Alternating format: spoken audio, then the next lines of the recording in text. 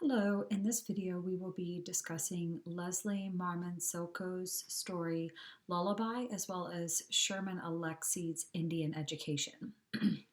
So this week we are building on our discussion of multiculturalism by looking at Native American authors and particularly thinking about them in context of the discussions that we've had last week about assimilation and the pressure that exists for all the other cultures, immigrant cultures, Native American cultures, to assimilate into white culture and what that means as far as the American identity. So, of course, Native Americans were here long before white European Americans, yet as white European Americans become the dominant culture, the expectation is that Native Americans and others adapt and assimilate into that culture. And so, therefore, Native Americans effectively become the other, right, against the dominant culture. So we see in both of these stories the use of the kind of storytelling narrative that is common for Native American authors. And the primary conflict that we see in both stories is between the Native American characters and the dominant white culture. And so, what I'd like for you to consider as you're reading this is what these authors are trying to tell us about the Native American experience with white American culture.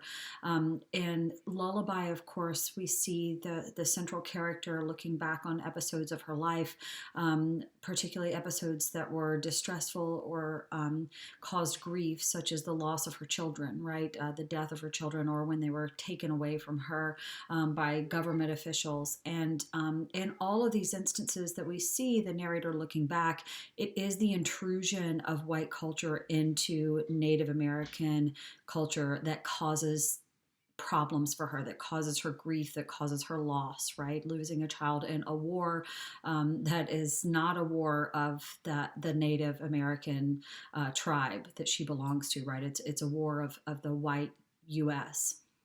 And then again, losing her children to these white government officials who come in and deem her unfit, and also sort of underscoring the ways in which Native American culture is misunderstood, right? Because they don't assimilate into white culture, because they maintain their own cultural identities and practices, those are misunderstood by white culture and misinterpreted and therefore seen as problematic, right? So she's seen as unfit because she may not parent the way that white American parents do, right? And we see the same thing, kind of a similar idea in Sherman Alexie's Indian Education, right? When we see the character who has a seizure and the assumption is that he's drunk, right? Because of these stereotypes that white people have about Native Americans, and the kind of need for him to assimilate when he goes to middle school and high school out off the reservation and in white areas, the need for him to sort of assimilate, the fact that he has to accept